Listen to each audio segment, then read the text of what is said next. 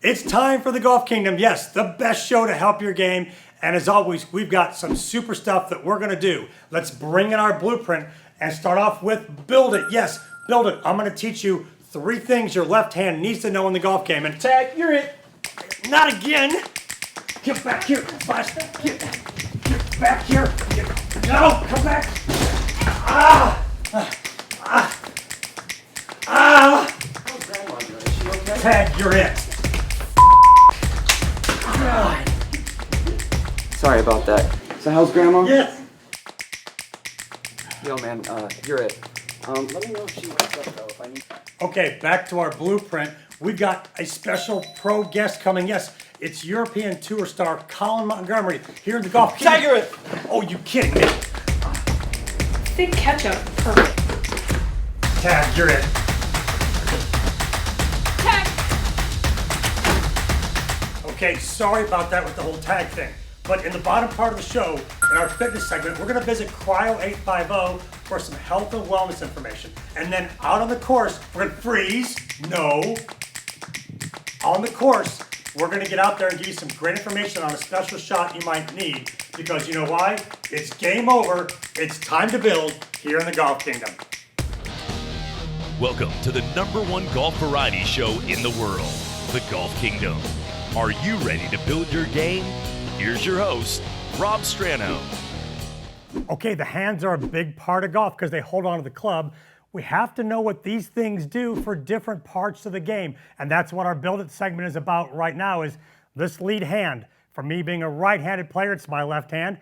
What are some things it has to do to get it right to play these different parts of the game? So let's start off with putting. So I've got an alignment stick here, and putting, how the hand sits affects how the club gets controlled or not controlled. Here's your easy way to think about getting your putting lead hand or left hand grip correctly. So if this is a fishing pole and it's kind of my Bubba Whip's alignment stick is a wooden stick, this stick is a little wooden cane pole. So if I go to cast it, I do this to cast it, right? There's my casting motion right there. I'm going to cast my lure out there, reel it in. I don't want reeling in hands. I want casting hands. So see that hand does that? When I cast, it goes out like this. The hand goes like that.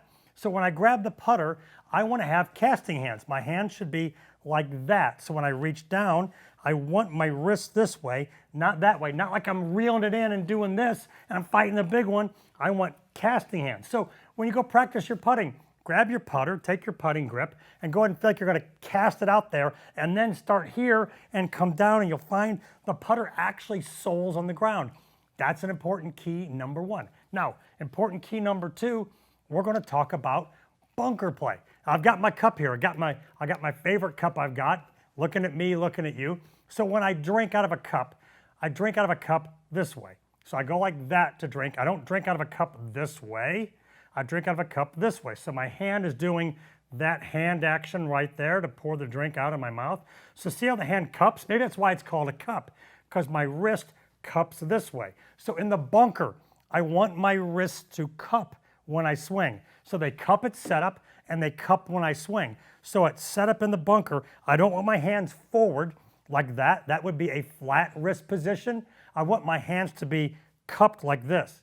My lead hand is cupped, and I go back and I keep it cupped. So if I have my drinking cup, I'm here, it's cupped, I go back, I cup it that way, like I'm kind of trying to pour the beverage out that way. So in the sand, we want that cupped lead wrist at setup. I don't want that club leaning ahead, I want it cupped here, and I go back and I cup it like that. That's a key to better bunker play and getting the setup right.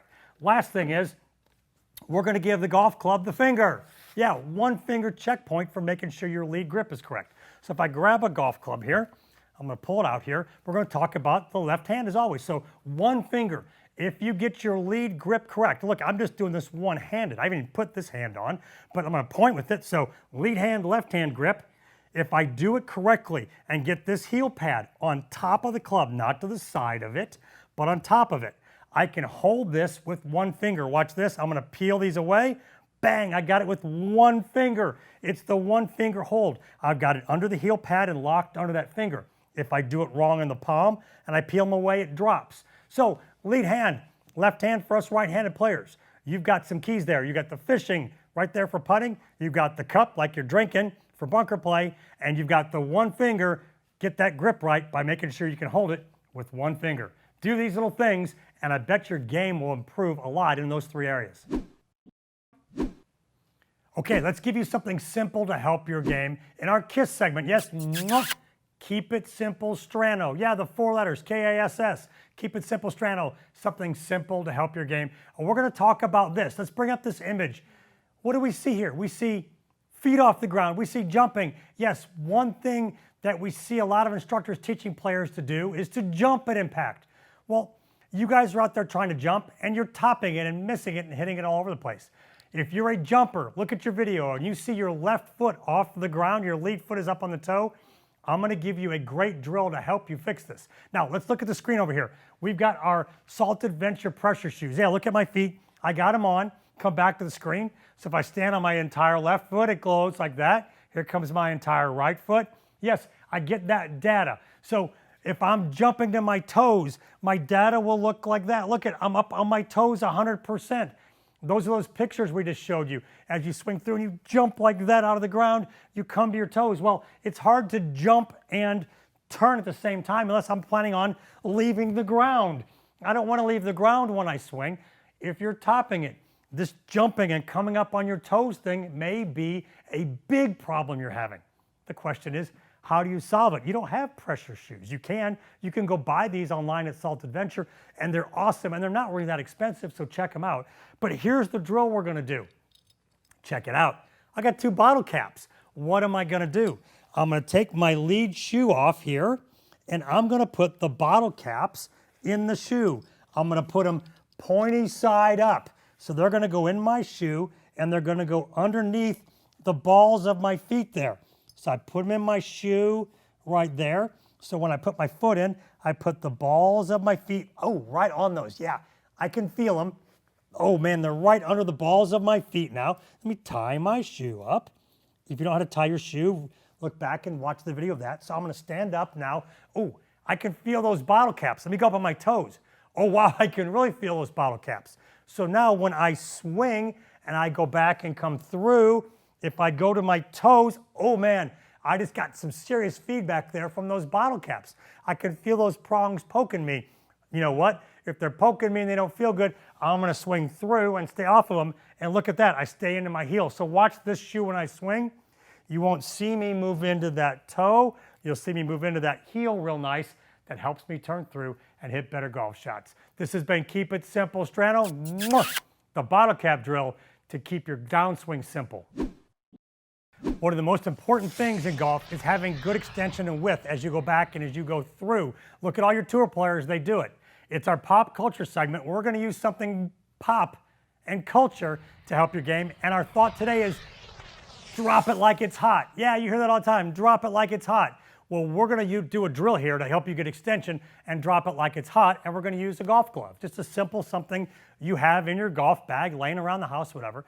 You can do this at home at the golf course when you practice. But to get better extension going back, this arm has to swing free. This trail arm, right arm for me, has to swing free. If you look at your videos at home and you see this elbow bending right away, you don't see any daylight here. You go back and the arms look like they're pinned together like that instead of this. Do this drill. Extension is your friend. You're looking for more power. Get wider, get extended. So what do? You take the glove, you put it in your armpit, just like that. It's pretty simple, right? Now we're gonna drop it like it's hot. We're gonna set up, put my hands together. I'm gonna go back and I'm gonna drop this glove right out of there. Boom. Look at the extension I've got. If I can drop the glove going back, I've got the extension. There's no doubting it. If I go back and I don't drop the glove, I don't have extension. So it's an easy thing. If you swing and you go back and through, and going back, you hear that glove hit the ground, and you know hit the ground going back. I got it. Look at, there's no doubt about it. There's no going, I wonder if I did that right. The glove is your tell. It tells you I had the extension going back. That's the best thing you can do. Your pop culture thing you can do is drop that glove like it's hot. And it doesn't have to be a glove. You can put a golf tee or anything you want underneath there. But the glove's the easiest thing. Do that, you'll get more extension and maybe gain some distance you're looking for. Stay tuned for more fun stuff in the Golf Kingdom. We'll be back faster than one swing and one putt. Alexa, open Golf Kingdom. Welcome to Golf Kingdom. Here's your golf tip of the day. Welcome to the Golf Kingdom. I am Strano, and here is today's Pro Pointer. Alexa, stop. If you want more pro pointers from me via your Amazon-enabled skill at the Golf Kingdom, be sure to go there and enable it. Every day I give you a new tip, free, with your Amazon-enabled device. So enable the Golf Kingdom and you'll get a tip from me, your host, Rob Strano, every day.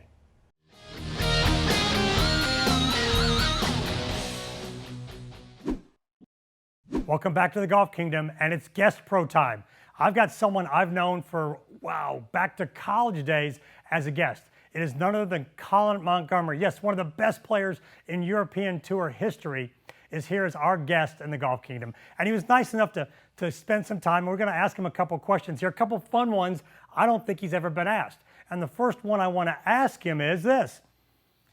Hey, Colin, what's the shot that you've hit in the Ryder Cup that maybe no one knows about? What is it, Colin? Well, Rob, it's great to be with you on the Golf Kingdom. The best shot that I ever hit in the Ryder Cup that no one really knows about was the very first shot I hit, to be honest. Bernard Langer was my partner. We were playing 4-ball together against Corey Pavin and Steve Pate at Kiowa Island. And Bernard said, don't worry, I'll go first. And he hit his shot off. Now, we started in South Carolina. This must have finished in North Carolina. I mean, if it was wrapped in bacon, his dog wouldn't have found it, you know? I mean, it was gone, right? Absolutely gone. So the first shot I hit was the most nervous, scratchy thing I've ever had. And no one ever saw it because they're concentrating on where his ball went. And I scratched it down the middle and managed to make par. It was the best par I've ever made in Ryder Cup. Well, Colin, you're a member at one of the most famous golf courses in the world, Royal Troon, and they've got the famous postage stamp hole. It's just a little throw on the green. So my question is, what's the worst score you've ever made there? Well, I'm a member of Royal Troon Golf Club, have been for, my God, I think now 50 years if I'm 57. The postage stamp, remarkable little hole, known as the postage stamp because of its size. The green is so small, they called it the postage stamp. I've made, God, from twos. I've never had a hole in one. I've made twos, obviously. I think my worst score is 7. I think 7. If you go in, there's a bunker on the left called the coffin bunker on the left, just to the left of the green. If you go in there, you cannot hit the green with the next one, so you go over the back, then you come back again and back again. I think it was 7, which is embarrassing. Colin, the European Tour lost a legend in Seve Ballesteros some years back, and everybody's been reminiscing about that moment when he gave them a short game tip, or they were watching him do something and they learned something. What's your Seve moment or your Seve story? Seve was the most passionate player we've ever seen and possibly ever will be play this game. God, he was a great teacher too. I remember at Augusta, my first time at Augusta, 1992, he was in the bunker practicing and he was taking the club inside on the bunker shots. And I was always told, as most of us were, take the club outside the line and cut across it. But he was taking the club inside.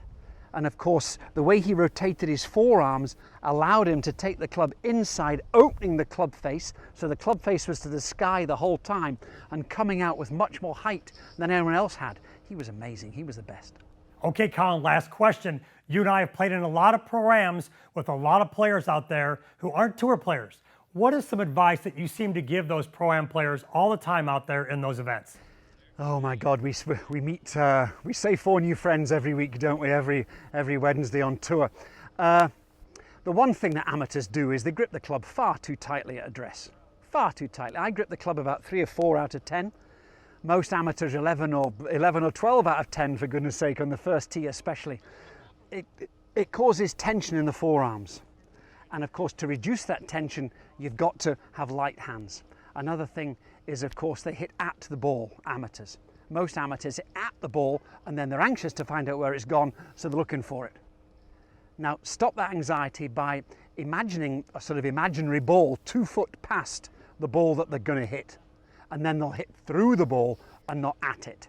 So 2 big tips for amateurs: light hands at address, which reduces the tension in the forearms, allows you to go back as far as possible, and also hit through the ball and never at it.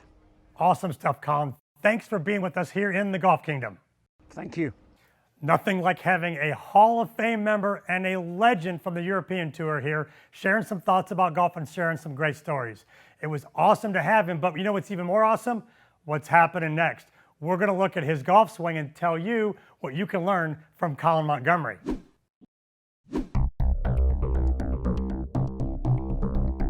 Ya, ya, sing, sing. The Golf Kingdom helps your swing, swing, swing. Ya, we are here to help you swing. And Colin Montgomerie, we are going to show you his swing to help you swing better. So here we go. I'm going to lose that accent. It's not working, but it's our Eurovision segment. European Tour Hall of Famer. He's just here as a guest. What can we learn from his swing? Well, see, right here as always, a nice balanced setup. His stance width, even with his shoulders here as the driver. Now we're going to take the swing back. Let's put the swing in motion as he goes back. And what we're going to see here is as the swing goes back, we're going to stop it. Keep going, keep going, keep going. We're going to stop it when the club's parallel to the ground here. So stop it right there. What we see right away is two things. The hips have slid this way, but he has maintained a nice triangle and width in his backswing. Something all tour players do. See, he makes a nice window with the arms here where we can see the grass behind him. But this hip slide thing going on, it's a Colin Montgomerie thing, and I'm going to explain how it works for him and how it might help you if you do that and what you can't do. Let's keep going to the top of his swing now. So all the way back, keep going, keep going, keep going all the way to the top. He's going back, making a good turn with his shoulders, good hip turn, keep going, keep it going back. Top, stop right there. So he's made a nice hip turn, but you can see he's tipped towards the target a little bit in that classic reverse tilt towards the target, club here parallel. Now, good turn is the thing we note, but what you want to see on the downswing is you're going to see two things. This knee will not straighten and his hips won't fly through. So let's come on down to the club is at impact. So he's going to start down, coming down on the downswing. He's going to shift forward. The head's going to go back a little bit. So come on down till we hit the ball. Boom, stop right there. So what you notice here is this knee is bent and his hips haven't turned through a lot. If this knee stays bent, the hips can't turn a lot. From that reverse tipped position, if he were to spin his hips hard, he'd hit it a mile right. But because he doesn't, he has calm hips. He hits it with his upper body because he's an upper body strong player. And that's why he hits it so good and straight, because his upper body's controlling it, and he can control the club face. Come on through to the finish now, and you'll see a really nice finish out of him as he comes through. He's going to straighten up nice. That knee is now starting to straighten, which will help him get into the finish here. So right here, he's going to the finish. Keep going. Nice high hands. These high hands, when the hands extend up and you finish up, it's hard to twist the club face. So remember what I said. He holds the knee so he doesn't spin the hips, and his arms go up, which doesn't twist the face, which is why he doesn't hook the ball. Great stuff to learn here from Hall of Famer Colin Montgomerie. Well, there's certain things we all love to hear. You know what I love to hear? I love to hear this right there. Rob's right. That's right. I love hearing Rob's right. And it's something I said to that guy in a lesson that I was right about. So the question is, what did I tell him? And what can you learn from it? Let's talk about what we were doing in our lesson that he learned I was right about. And it's this. That player right there had a backswing that was going back way back here. The club was appearing on the other side of his head. I said to him, Kyle, you're breaking your golf swing. And I asked him this question. I said, name something you want to break. He said, well, sometimes I want to break my driver. I said, we'll fix that. Don't break it just yet. We'll make that driver better. But normally there aren't many things we want to break. And one of those we don't want to break is our golf swing. When we go back, we don't want to break our golf swing apart and go too far.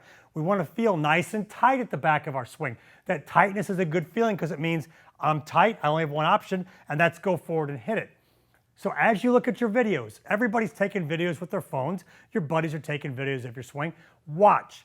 See if as you go back, you are breaking your swing apart. Maybe this arm is bending a lot. Maybe this arm is bending a lot. Maybe the club is going back too far. That may not be how you have to swing. Check these points out. We don't want to overbend this arm. We want the upper arm parallel to the ground, 90 degrees of bend here, and as straight as we can keep this arm. So don't break your swing. That's our Rob's right thing to learn.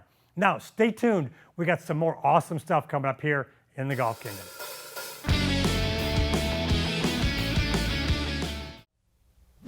Well, you want some great stuff, more secrets, tips to help your game? I need you to download the Golf Kingdom app. Yeah, go to your app store, Download the app. Here you have daily tips from me. You've got all the shows right here in the show library, and then all the segments are broken out so you can get everything to help your game in full swing, chipping, putting.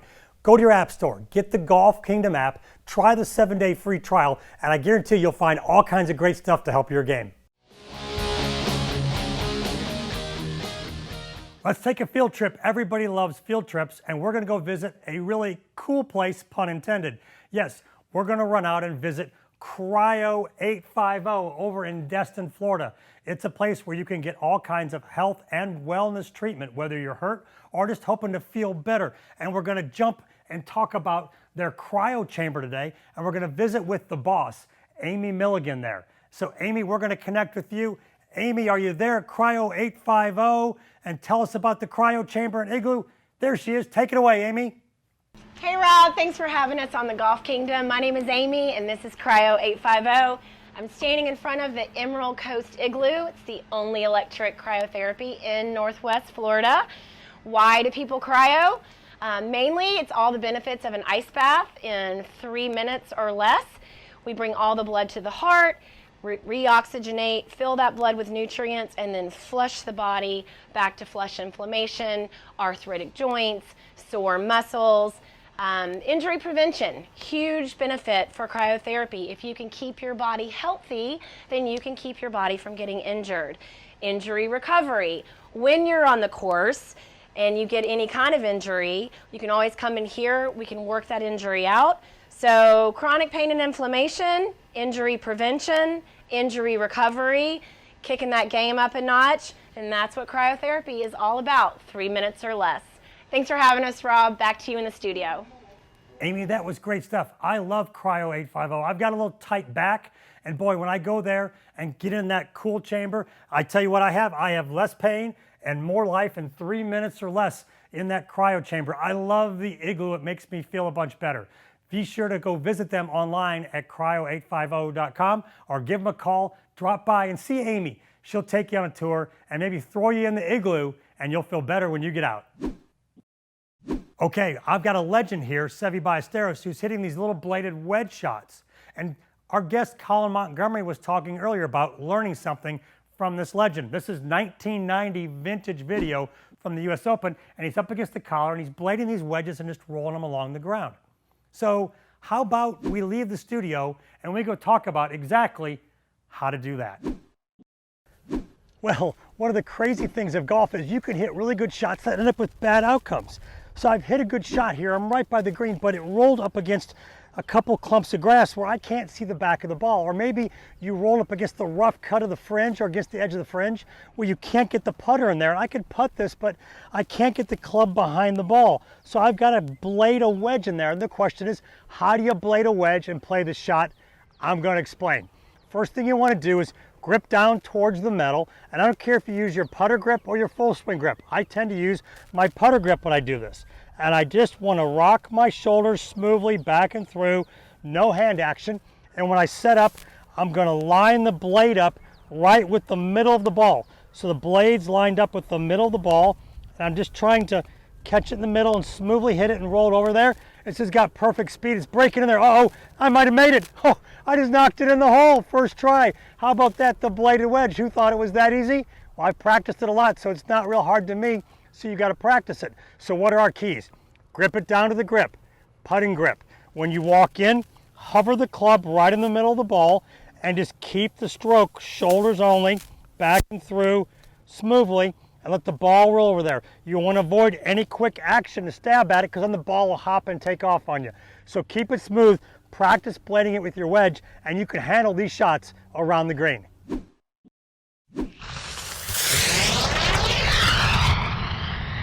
Time to rise, and it's time to talk about stuffing. Yes, I love stuffing when it comes to Thanksgiving, but I don't love stuffing when it comes to golf. And my Robservation talked about this. You can't stuff 10 pounds of stuff in a 5-pound bag. It just won't work. Think about when you take a trip and you have this luggage and you're stuffing it and you're sitting on the luggage, you're jumping on it, trying to get everything in the luggage and zip it. You take it and they weigh it and you go, here's my credit card. Yeah, over the limit. Well, same thing with golf or training. You can't stuff too much in here and be able to execute it out there. Learning data tells us this one thing. If I give you one thing to do, you've got a 90% chance of understanding it and being able to execute it. If I introduce a second variable, 90 becomes 50. If I introduce a third thing, 50 becomes 10. That's why when someone says, hey, run to the store and get me these 5 items, you come back with 2 things they want and a pint of ice cream. Hey, here you go. And they go, where's my stuff? No, it's overload. I tell my parents, my military leaders, and in my lessons, one thing. If you're a military person, give one order. Say, when you're done, come back. I got the next thing. If you're a parent, tell your kids, go upstairs, clean your room, come back. I've got another thing for you. I tell my players we're working on this one thing. We're going up the staircase one step at a time, not jumping over stairs, not taking 10 stairs, one at a time. Don't try to stuff too much in because it won't work.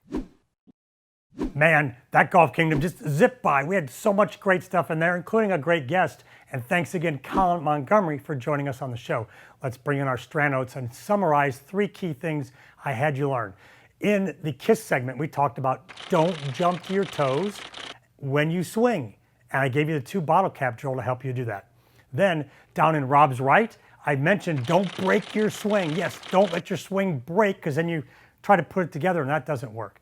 And the last thing we talked about in Time to Rise was don't try to cram too much into your practice. Yes, you can't put 10 pounds of stuff in a 5-pound bag, so don't try to do too much. Master one skill and move on.